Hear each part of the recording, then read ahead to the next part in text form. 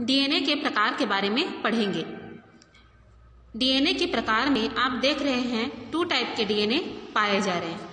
पहला दिया हुआ है कुंडलन पर आधारित, यानी कि वो किस तरीके से कॉइल्ड होते हैं, उसमें कुंडलन की क्रिया किस तरीके की है, उसके आधार पर डीएनए कितने प्रकार के होते हैं उसके बारे में हम देखेंगे। तो यह जो है ये किसके द्वारा दिया गया था, वाटसन एवं क्रिक के द्वारा इस टाइप का डीएनए के बारे में बताया गया था। और वो जो डीएनए का मॉडल हम लोग देखते हैं जो वाटसन और क्रिक के द्वारा ही दिया गया था, वह मॉडल भी इसी पर आधारित है। ठीक है, तो इन्होंने कहा कि जो डीएनए का मॉडल होता है, ठीक है, वाटसन एवं क्रिक के द्वारा जो प्रतिपादित डीएनए है वह मॉडल दक्षिणावर्त यानी कि राइट हैंडेड फैशन में क्या रहता है, वो रोटेट रहता है, यानी कि वो राइट साइड से कुंडलन की क्रिया उसमें प्रारंभ होती है। इसे बी डीएनए कहा जाता है। वाटसन एवं क्रिक मॉडल बी डीएनए का ही है, परंतु कुछ ऐसे भी डीएनए प्राप्त किए हैं जिनकी विशेषताएं बी डीएनए से थोड़ी भिन्न होती है। ऐसे कुछ प्रमुख प्रकार के डीएनए निम्नानुसार दिए हुए हैं, जैसे कि फर्स्ट में क्या दिया है, ए डीएनए। जो ए डीएनए होता है यह भी क्या है, राइट हैंड मतलब फैशन में वो क्या रहता है, रोटेट रहता है दक्षिणावर्त में। ठीक है, लेकिन इनमें क्या होता है, एक पिच में 11 न्यूक्लियोटाइड पाए जाते हैं। जो नॉर्मल अगर हम लोग इस बी डीएनए की बात करें जो कि वाटसन और क्रिक के द्वारा प्रतिपादित किया गया है, उसमें अगर हम लोग देखें कि एक पिच में कितने हैं तो उसमें पाए जाते हैं 10 न्यूक्लियोटाइड, लेकिन यहाँ पर कितने पाए जा रहे हैं, 11। ठीक, न्यूक्लियोटाइड काल्पनिक अक्ष पर ठीक लंबवत न होकर 20 डिग्री पर व्यवस्थित होते हैं। तो ये कुछ डिफरेंस है इस बी डीएनए से। ठीक, अगला दिया है आपका सेकंड में सी डीएनए। यह भी दक्षिणावर्त कुंडलन युक्त होता है, राइट हैंडेड फैशन में रोटेट रहता है, जिसमें एक पिच में क्या है, 9 न्यूक्लियोटाइड पाया जाता है। अब इसमें कम हो गया, इसमें एक ज्यादा हो गया था ए डीएनए में, सी डीएनए में क्या हो गया, एक कम हो गया। अब डी डीएनए में देखेंगे, इसमें भी दक्षिणावर्त कुंडलन पाया जाता है तथा एक पिच में 8 न्यूक्लियोटाइड पाए जाते हैं। आप लोग को उल्टा शुरू करना है। देखिए किस तरीके से, सबसे पहले डी में देखेंगे तो ये भी राइट हैंडेड रहता है, लेकिन इसमें न्यूक्लियोटाइड की संख्या 8 है। सी डीएनए में देखेंगे तो सी डीएनए भी राइट हैंडेड है, लेकिन इसमें न्यूक्लियोटाइड की संख्या कितनी है, 9। अब क्या आ जाएगा, बी आ जाएगा। ठीक है, बी डीएनए यहाँ पर बी डीएनए भी राइट हैंडेड रहता है, लेकिन इसमें न्यूक्लियोटाइड की संख्या कितनी होती है, 10। उसके बाद आता है ए डीएनए, जिसमें कितनी है इसकी संख्या, न्यूक्लियोटाइड की 11। और लास्ट में हम लोग देखेंगे जेड डीएनए। यह वामावर्ती कुंडलन युक्त होता है। ये थोड़ा सा देखिए, ये तो ए बी सी डी इस तरीके से हो गया, लेकिन ये सबसे अलग है जेड। तो ये जो जेड का दिया है वामावर्ती कुंडलन, यानी कि ये क्या है, लेफ्ट हैंडेड फैशन में रोटेट रहता है। उसके जस्ट अपोजिट, जैसे ये राइट हैंडेड होते हैं वैसे ही ये उसका जस्ट अपोजिट होगा, लेफ्ट हैंड। ठीक है, दाएं से इसका जो कुंडलन की क्रिया होती है वो बाएं से होता है। ठीक, जिसमें रीढ़ अथवा बैकबोन जिगजैग आप लोग समझते होंगे, इस तरीके से जिगजैग फैशन में क्या है, वो रोटेट रहता है, मतलब उस तरीके से आपको ये दिखाई देगा। एक पिच में क्या दिया है, एक पिच की लंबाई जो होती है यहाँ पर ये 45 एंगस्ट्रॉम होती है तथा जिसमें 12 न्यूक्लियोटाइड पाए जाते हैं। ठीक, इस तरीके से आप देखेंगे कि यह क्या है, इसका फर्स्ट टाइप हो गया जो कि कुंडलन के आधार पर है। सेकंड में हम लोग देखेंगे रेखीय एवं वलयित DNA, linear and circular DNA. Linear में आप लोग का इसी तरीके का आ जाएगा, एक रेखीय क्रम में, या फिर सर्कुलर में आ जाएगा ये जिसके दोनों स्ट्रैंड ये जो रहते हैं, लास्ट एंडिंग सिरा रहता है वो जुड़ा रहता है, और इसमें देख सकते हैं आप लोग फ्री है। यूकैरियोटिक जीवों के केंद्रक में पाए जाने वाले डीएनए अणु के दोनों किनारे स्वतंत्र होते हैं। किसमें, यूकैरियोटिक में पाए जाने वाले दोनों के इस तरीके से ये स्वतंत्र रहते हैं। इन्हें रेखीय डीएनए या फिर लीनियर डीएनए कहा जाता है। परंतु प्रोकैरियोटिक कोशिकाओं, ठीक है, प्रोकैरियोटिक कोशिका जैसे कि क्या हो गया, बैक्टीरिया हो गया, तो बैक्टीरिया का जो डीएनए आप लोग देखते हैं इस तरीके से ये सर्कल में पाया जाता है। ठीक, प्रोकैरियोटिक कोशिकाओं तथा यूकैरियोटिक के माइटोकॉन्ड्रिया एवं क्लोरोप्लास्ट में पाए जाने वाले, ठीक, किसके, यूकैरियोटिक कोशिका के माइटोकॉन्ड्रिया एवं क्लोरोप्लास्ट में पाए जाने वाले डीएनए सर्कुलर टाइप के होते हैं। प्रोकैरियोटिक में रेखीय तथा वलयी डीएनए का आपसी रूपांतरण होता रहता है। जीवाणु कोशिकाओं में पाए जाने वाले प्लाज्मिड सामान्यतः वलयाकार के होते हैं। वलयाकार डीएनए को डीएनए का ट्रिपल सी रूप, जिसे क्या बोला जाता है, covalently closed circular form of DNA भी कहा जाता है। तो ये हो गए डीएनए के टाइप। अगला हम लोग देखेंगे, ये बहुत ही इंपॉर्टेंट है, डीएनए का द्विगुणन, सबसे इंपॉर्टेंट, ठीक है। डीएनए का द्विगुणन या रेप्लिकेशन ऑफ डीएनए। डीएनए क्या करेगा, अपना एक कॉपी बनाता है, डुप्लीकेट कॉपी, उसी को ही डीएनए का द्विगुणन बोला जाता है। इसे द्विगुणन अथवा पुनरावृत्ति भी कहा जाता है। डीएनए का प्रमुख गुण होता है, तो ये जो डीएनए का रेप्लिकेशन है या फिर डुप्लीकेशन है, डुप्लीकेशन भी इसे कहा जाता है, ठीक है। तो जो डीएनए का रेप्लिकेशन है, इनका बहुत ही इंपॉर्टेंट क्या होता है, कैरेक्टर होता है। इनके द्वारा यह अपनी नई प्रतिकृति यानी कि नई कॉपी तैयार करता है। यह क्रिया अत्यंत महत्वपूर्ण है क्योंकि इसी की सहायता से जीव अपने गुणों को अगली पीढ़ी में पहुंचाता है। यह कोशिका चक्र के अंतरावस्था के एस फेज में संपन्न होता है। हम लोग सेल साइकिल पढ़े हैं, ठीक है, आपने पढ़ा है 11th में सेल साइकिल। तो सेल साइकिल का आप लोग देखे हैं अंतरावस्था, इसे ही विश्रामावस्था या फिर इंटरफेज कहा जाता है। तो इंटरफेज के एस फेज में, एस फेज यानी कि सिंथेटिक फेज या फिर संश्लेषण अवस्था में यह क्रिया संपन्न होती है। कौन सी क्रिया, डीएनए डुप्लीकेशन या फिर डीएनए रेप्लिकेशन की क्रिया। डीएनए द्विगुणन की प्रक्रिया के बारे में पहले लोगों ने अनिश्चय की स्थिति थी, ठीक है। तो डेल बुक जो वैज्ञानिक है, उनके अनुसार डीएनए द्विगुणन की निम्न विधियां हो सकती है, मतलब उनका ये अनुमान था, ठीक है। इनका जो ये प्रयोग दिया गया था फिर या फिर जो भी रिसर्च था, ये मान्य नहीं था। डेल बुक ने 2 विधियों के बारे में बताया। पहला जो है वह था, डेल बुक के द्वारा जो दिया गया था, कंजर्वेटिव मेथड, ठीक है। पहला क्या है, कंजर्वेटिव मेथड या पूर्ण संरक्षी विधि, इसको बोला जाता है। और दूसरा उन्होंने दिया था परिक्षेपी विधि, जिसे डिस्पर्सिव मेथड कहा जाता है।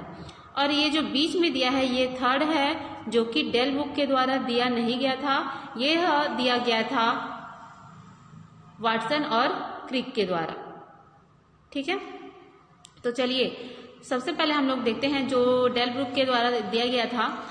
आप सभी जानते हैं कि जब डीएनए का क्या होता है, डीएनए जो मॉलिक्यूल है उसका डुप्लीकेशन होता है, तो जो पेरेंट डीएनए होता है, ठीक है, इस तरीके से जो पेरेंट्स का डीएनए होता है, तो फर्स्ट रेप्लिकेशन के द्वारा अगर हम लोग कंजर्वेटिव टाइप में देखें, तो कंजर्वेटिव टाइप में यह बताया गया कि ये जो पेरेंट्स डीएनए रहता है, यह टेम्पलेट की तरह कार्य करता है, यानी कि ये दोनों अलग अलग नहीं होते हैं, ठीक है। बात को सुनते जाना है आपको, तीनों को गौर से सुनना है कि क्या डिफरेंस है तीनों में।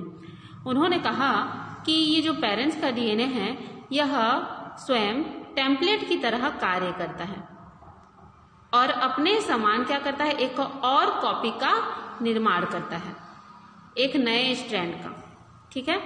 अपने ही समान एक और नए डीएनए स्ट्रैंड का निर्माण करता है। तो ये पुराना ओल्ड डीएनए है, ओल्ड डीएनए स्ट्रैंड जो कि पेरेंट्स का है, और ये क्या है, उसी के समान एक और कॉपी का यानी कि डीएनए डुप्लीकेशन रेप्लिकेशन के द्वारा बना हुआ एक न्यू स्ट्रैंड है, ठीक है। तो ये हुआ कंजर्वेटिव टाइप का। लेकिन आप लोग अभी आपको पता है कि इस टाइप का नहीं होता है, तो आप लोग ये जानेंगे कि यह जो बताया गया ये क्या है, गलत है, ऐसा बिल्कुल भी नहीं होता है। सेकंड उन्होंने क्या कहा, डिस्पर्सिव मेथड के बारे में।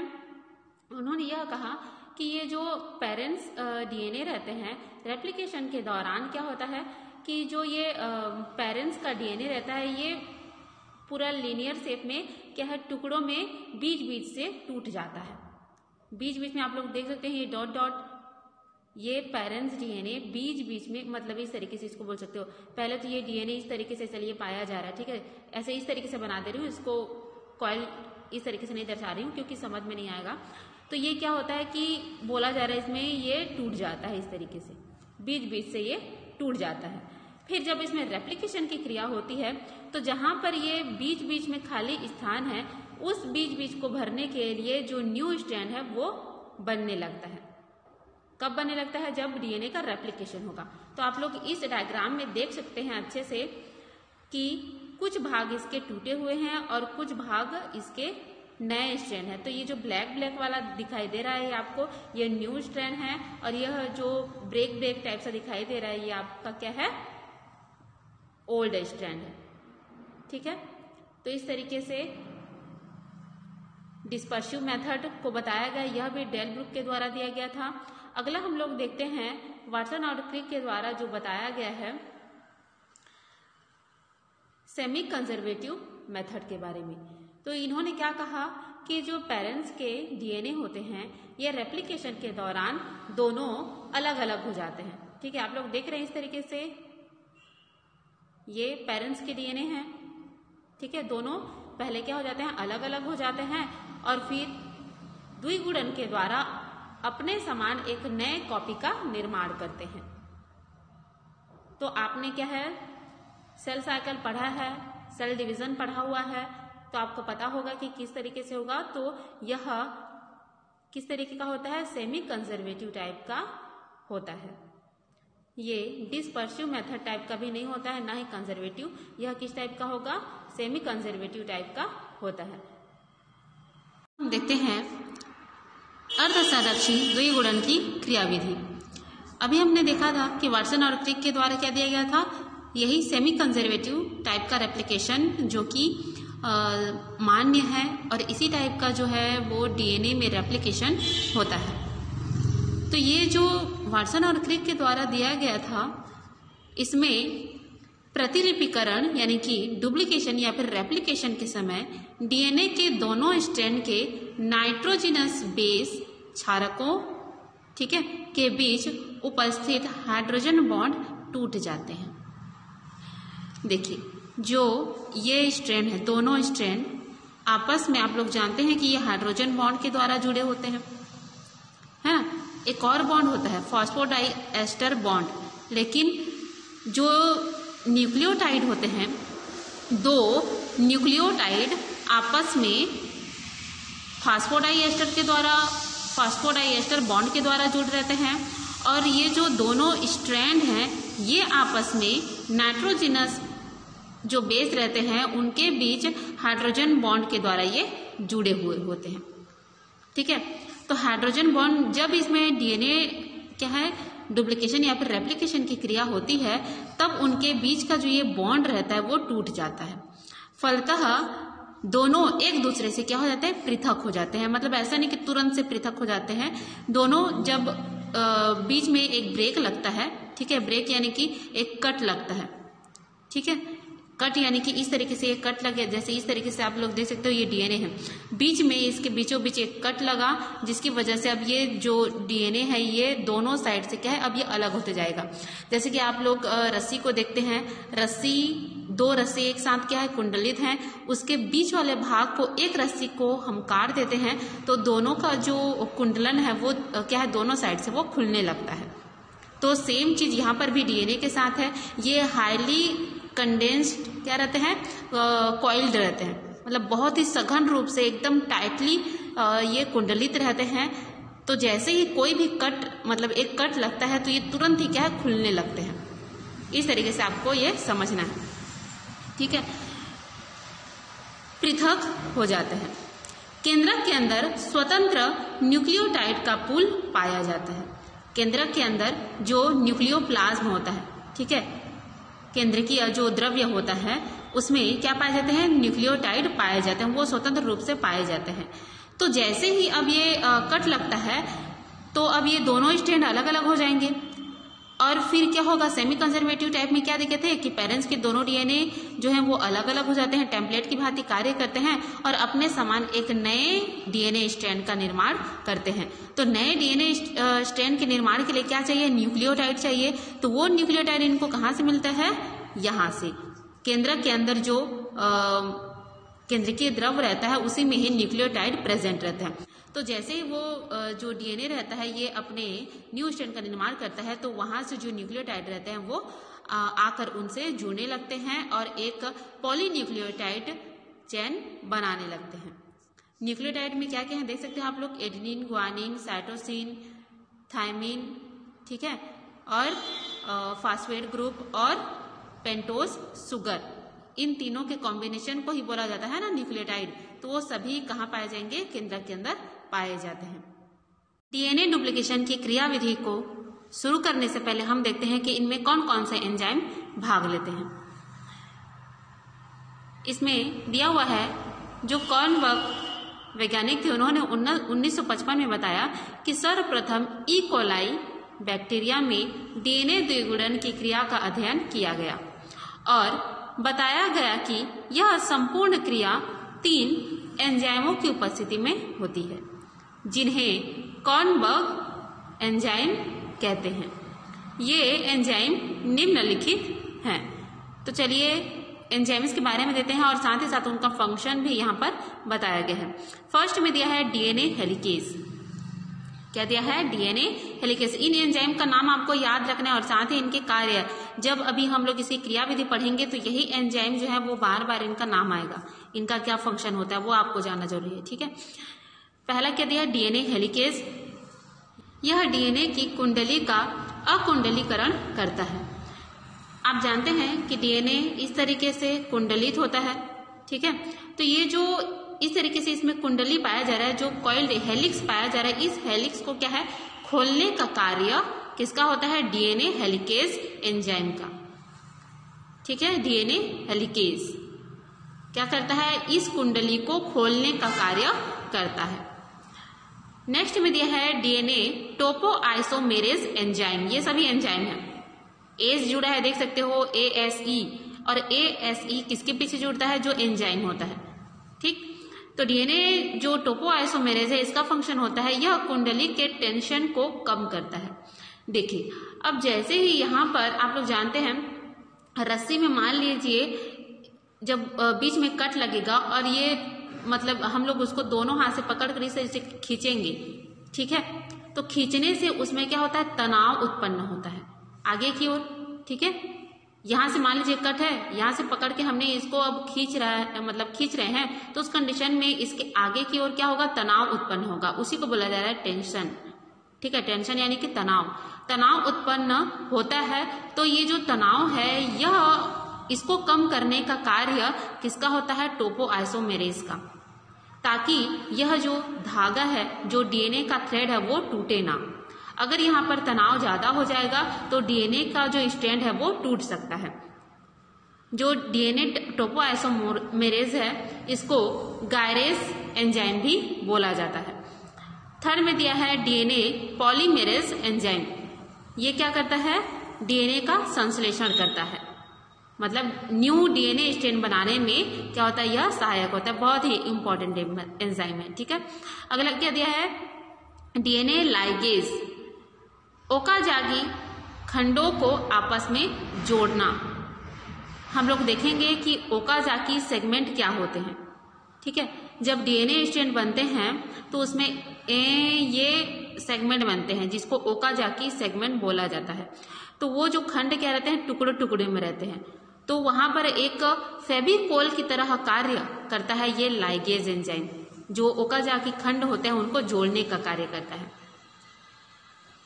अगला है आरएनए प्राइमर। आरएनए प्राइमर जो होता है ये डीएनए प्रतिवलन का क्या करता है, इनिशिएट करता है, उसको शुरू करता है, ठीक है, समारंभन करता है। डीएनए प्रतिवलन यानी कि डीएनए रेप्लिकेशन को क्या करता है, ये शुरू करता है। कौन, आरएनए प्राइमर। उसके बाद है प्राइमेज एंजाइम। यह प्राइमर का निर्माण करता है। प्राइमर यहाँ पर क्या है, जो आरएनए प्राइमर है उसका ये निर्माण करेगा। ठीक है, तो इस तरीके से चलिए अब इसकी क्रियाविधि की ओर चलते हैं। इसकी क्रियाविधि को हम कल के वीडियो में देखेंगे।